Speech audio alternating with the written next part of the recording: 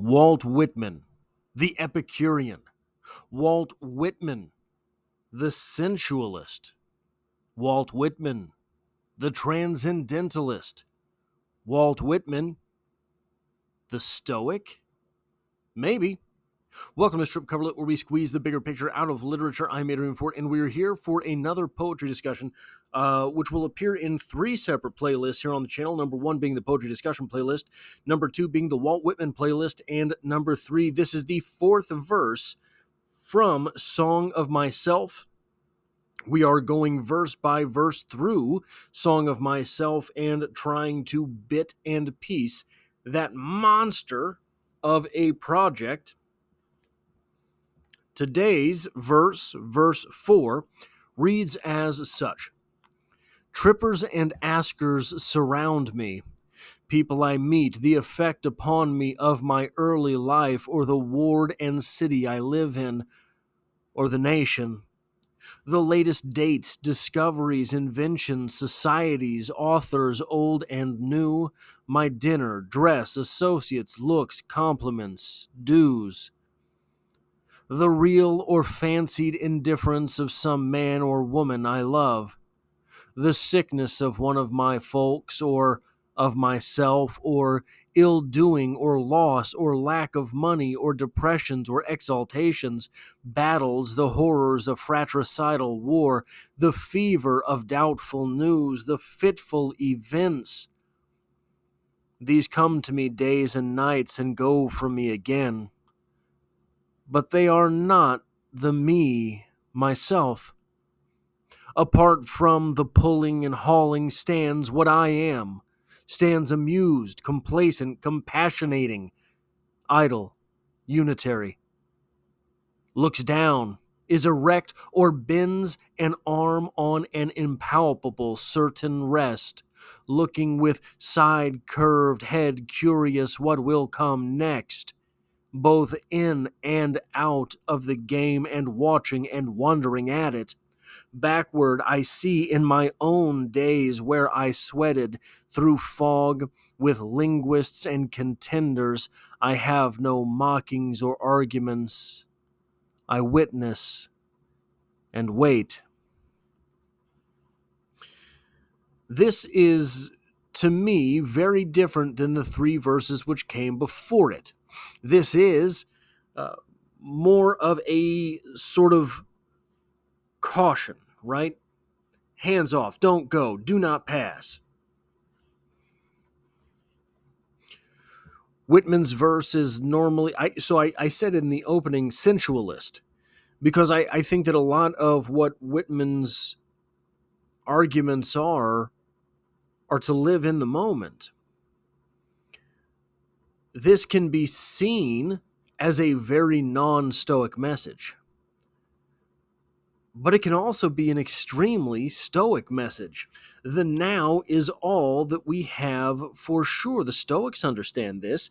What the Stoics really preached, in my opinion, and I'm no expert on Stoicism, was not to be a slave to the moment, not to be a slave to your emotions, not to get carried up and taken away by the quandaries of the moment, but to be here wholly. Now, I have some quotes, one from Marcus Aurelius.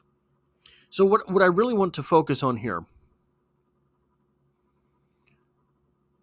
we'll just start here. The sickness of one of my folks, or of myself, or ill-doing, or loss, or lack of money, or depressions, or exaltations, battles, the horrors of fratricidal war, the fever of doubtful news, the fitful events, these come to me days and nights and go from me again, but they are not the me, myself. Marcus Aurelius, thousands of years ago, told us this.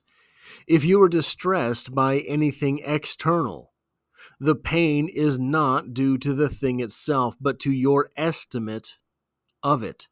And this you have the power to revoke at any moment. These things, all of this bad news coming into me, it affects me, but this effect on me is not the me myself. I am separate from that. I can live in the moment and succumb to that anxiety, succumb to those negative emotions. Let the positive emotions whisk me away so that I miss things I should not miss, or I can be steadfast.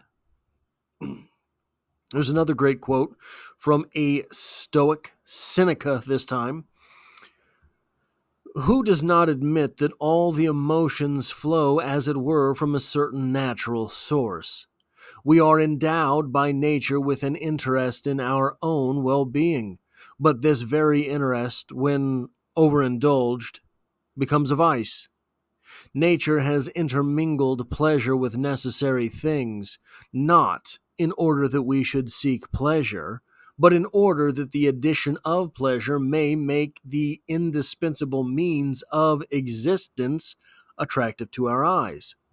Should it claim nights of its own, it is luxury. Let us therefore resist these faults when they are demanding entrance, because, as I have said, it is easier to deny them admittance than to make them depart. There is between these quotes some space where Walt Whitman lives. Not wanting to, this verse expresses a clear desire to want to control the emotions themselves, to want to be able to step out of events' effects on the self. However,